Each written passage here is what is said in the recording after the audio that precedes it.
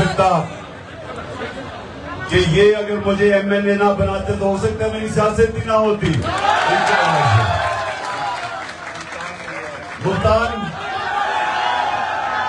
ملتان بھی ماشاءاللہ تحریک انصاف کا شہر ہے. یہ سڑک کرک ہے لکی مروت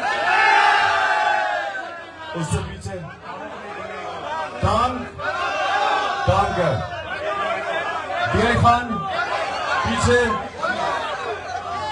بنو کدھر اچھا بنو اکاڑا شاباش بکر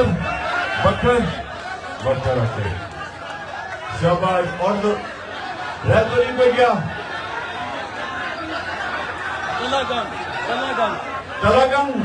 تلاگنگ شاباش. بیٹھ جائیں آپ سارے پلیز.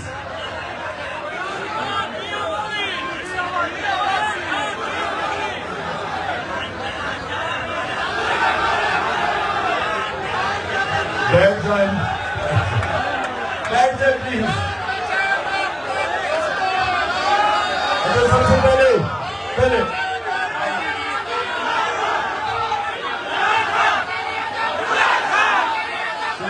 شکریہ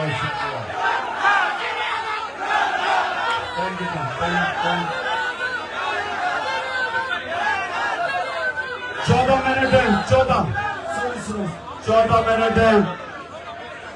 میں 12 منٹ آپ سے بات کروں گا اور اس کے بعد 2 منٹ اللہ سے ہم دعا کریں گے کیونکہ قبولیت روزے سے پہلے دعا کی سب سے زیادہ ہے.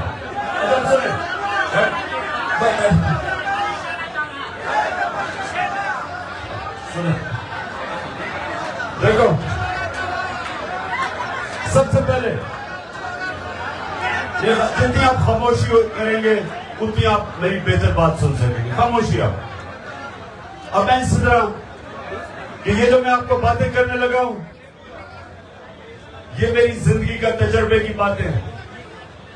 میں جو آج آپ کو اپنے دین اسلام کی بات کروں گا میں ایک عالم نہیں ہوں لیکن میری زندگی میرے دین نے کیسے بدلی وہ اس کی میں آپ سے بات کروں گا.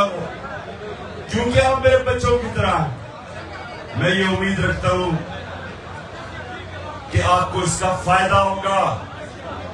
زندگی میں آپ کو فائدہ ہوگا تو غور سے میری بات سنیں اور نوجوانوں خاص طور پہ آپ کیونکہ آپ کا مستقبل ہے. جب تک آپ یہ چیزیں نہیں سمجھیں گے آپ کی پرواز اوپر نہیں ہوگی. ہمارا جو دین ہے اسلام ہمارے جو نبی صلی اللہ علیہ وسلم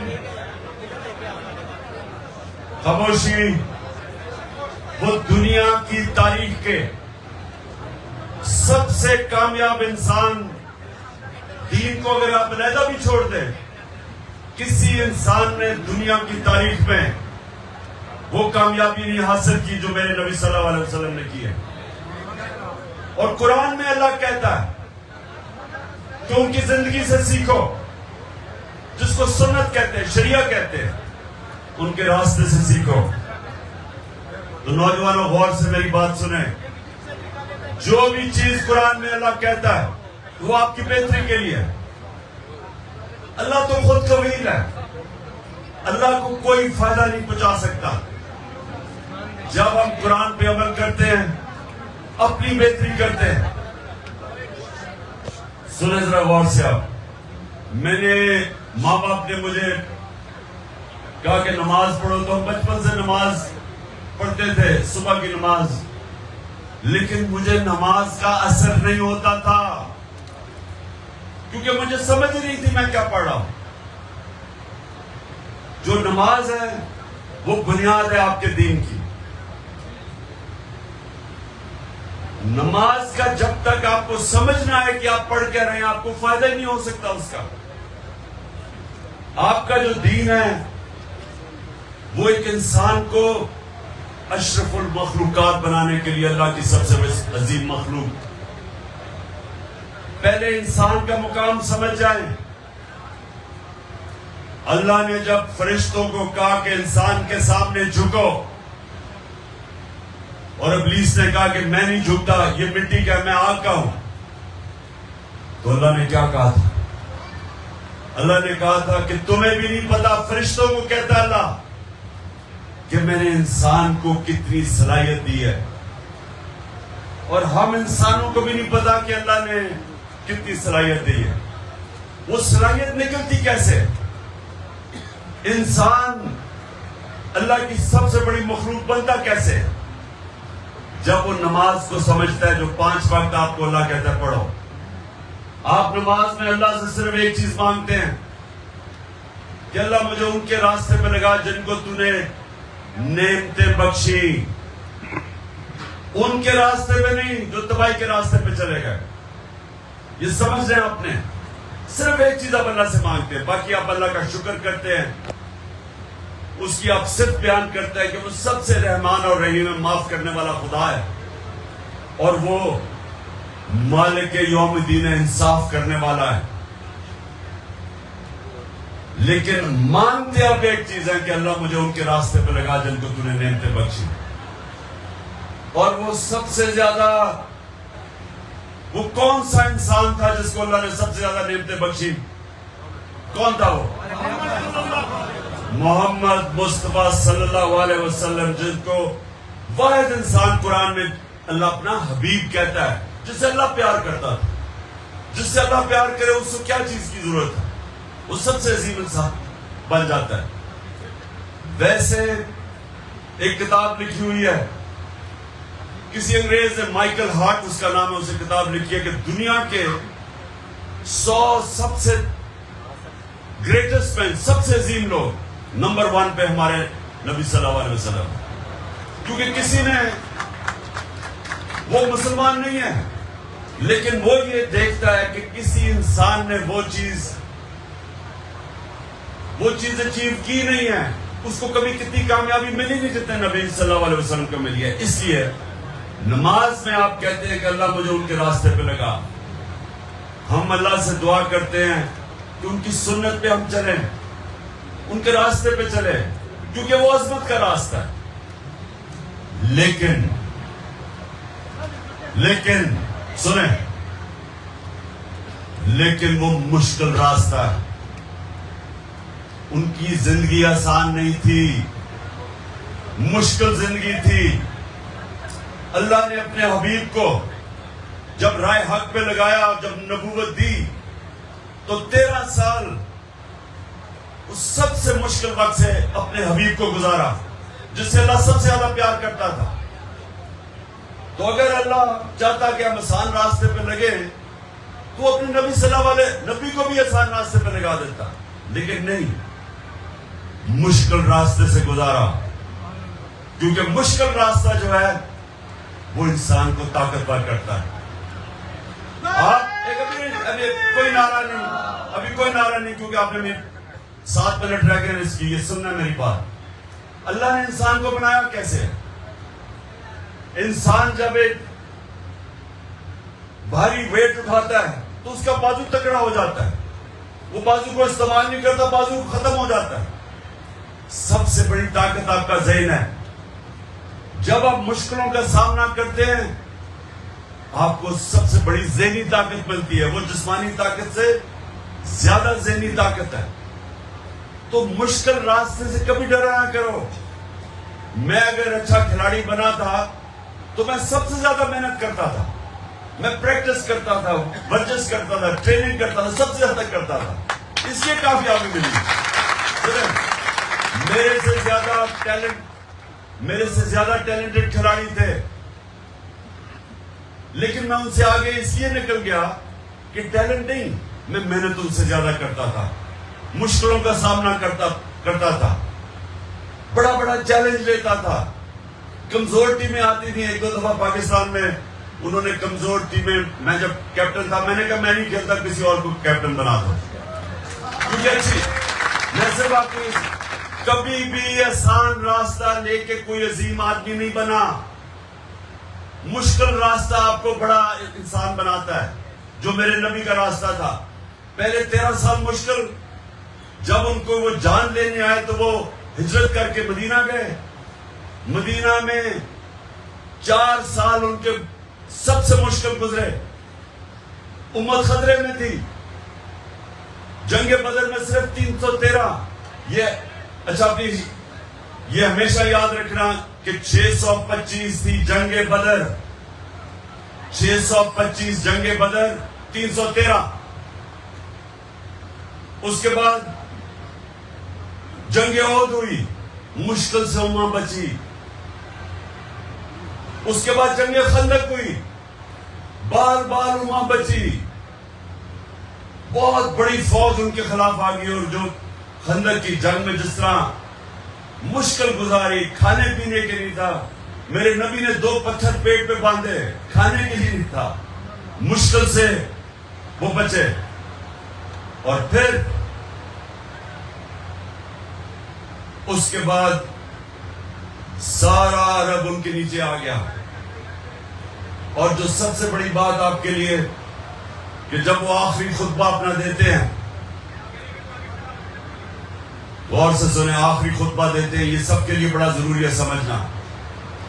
تو جب وہ آخری اپنا جملہ کہتے ہیں کہ 1 لاکھ کا مجمع تھا کہ مجھے یہ بتاؤ، اللہ کے سامنے گواہی دو کہ میں نے دیانتداری سے اللہ کا پیغام پہنچایا آپ کی طرف. تو جب وہ پوچھتے ہیں تو آواز پہلے جو صف میں کھڑے ہوتے ہیں لوگ وہ بولتے ہیں، پھر وہ 10 پیچھے، پھر 10 پیچھے، تو ایسے آہستہ آہستہ آواز جاتی ہے. تب اسپیکر سسٹم تو نہیں تھا. تو آہستہ آہستہ جب آواز پیچھے جاتی ہے تو ایک ساری آواز اٹھتی ہے کہ ہاں نبی، آپ نے دیانتداری سے ہمیں اللہ کا پیغام دیا. اور پھر وہی لاکھ لوگ رونے کی آواز آنی شروع ہو جاتی ہے. کیوں لوگ رونا شروع ہو جاتے ہیں؟ کیونکہ ان کو ایک دم وہ سمجھتے ہیں کہ یہ جب اپنا وہ ایک پیغام دینے آئے تھے، وہ ذات کے لیے نہیں آئے تھے. جب سارا عرب بھی ان کے نیچے ان کی سب سے بڑی پاور سارے عرب میں نبی صلی اللہ علیہ وسلم تھے، لیکن محل نہیں بنائے، اسی مسجد نبی میں رہے، رہن سہن نہیں بدلا، کیونکہ وہ اللہ کا پیغام دینے آئے تھے. وہ اپنی ذات کے لیے نہیں آئے تھے. ان کی مشن بہت بڑی تھی، انسانیت کے لیے تھی. اور وہ جو آپ نے سمجھنا ہے کہ دیکھیں، ایک تو ان کا راستہ وہ ہے جو اس راستے پہ چلے گا آپ کی عظمت کا راستہ. مشکل راستہ ہے لیکن آپ کو وہ باقی انسانوں سے اوپر لے جائے گا. ان کا جو کردار تھا وہ 2 چیزوں کے اوپر بیس تھا، صادق اور امین. اب سب کو میں کہتا ہوں، اگر آپ نے زندگی میں اپنی عزت کروانی ہے اور غیرت سے زندگی گزارنی ہے، غیرت کی زندگی کے لیے 2 صفتیں آپ کو چاہیے، صادق اور امین، سچا اور انصاف کرنے والا. آپ اپنے گاؤں میں چلے جائیں، گاؤں میں آپ کے لوگ اس کی عزت کریں گے جو سچا ہوگا اور جو امانت دار ہوگا. آپ کے گاؤں میں لوگ اپنے مسئلے کے حل کروانے جائیں گے اس کے پاس. لوگ آپس میں لڑائی ہوں گی، وہ کہیں گے اس فلانے آدمی کے پاس چلو، وہ سچا آدمی اور وہ ایماندار ہے. عزت ہوگی اس کی. پیسے سے عزت نہیں آتی. اگر پیسے سے عزت آتی تو ابھی وہ بگوڑا بھی اور دوسرا زرداری بھی عزتدار ہوتے. پیسے سے عزت نہیں آتی. عزت آتی ہے آپ کے کردار سے، اور کردار میں 2 صفتیں، سچا، امانت دار، اور تیسری چیز لا الہ الا اللہ انسان کو غیرت دیتا ہے. جب آپ دعویٰ کرتے ہیں کہ اللہ تیرے سوا کسی کے سامنے نہیں جھکتا، وہ انسان کی عزت ہوتی ہے، غیرت ہوتی ہے. دین آپ کو غیرت دیتا ہے، اور آپ کی غیرت آپ کو جھوٹ بولنے سے بچاتی ہے. کیونکہ اگر میرا جھوٹ پکڑا جائے میں سے نہیں لوں گا. میری غیرت مجھے رشوت نہیں لینے دیتی. میری غیرت مجھے غلط کام کرنے سے روکتی ہے، کیونکہ میں ذلیل نہیں ہونا چاہتا. اور غیرت کا کوئی رشتہ پیسے سے نہیں ہوتا. غیرت کا رشتہ آپ کی، جب انسان اپنی عزت کرتا ہے دنیا اس کی عزت کرتی ہے، جو انسان اپنی عزت نہیں کرتا دنیا اس کی عزت نہیں کرتی. تو یہ یاد رکھنا کہ لا الہ الا اللہ اور غیرت اکٹھے غیرت دیتے ہیں ہمارا دین ہمیں. جب ایک مسلمان دعویٰ کرتا ہے کہ اللہ تیرے سوا نہیں کسی کے سامنے جھکتا اور کسی کے سامنے انسانوں کے پیسے کے سامنے جھکتا ہے، سب سے بڑا بت خوف کا بت ہے، ڈر کے کسی کے سامنے جھکتا ہے، میری نظر میں وہ شرک کرتا ہے، اپنی غیرت کھو بیٹھتا ہے. اور آپ نے سب نے یاد رکھنا ہے کہ لیڈر بننے کے لیے غیرت چاہیے، صادق اور امین چاہیے. روزہ ہمارا کھل گیا، اب روزے کھولنے سے پہلے یہ دعا کریں. میں کرتا ہوں. اچھا پہلے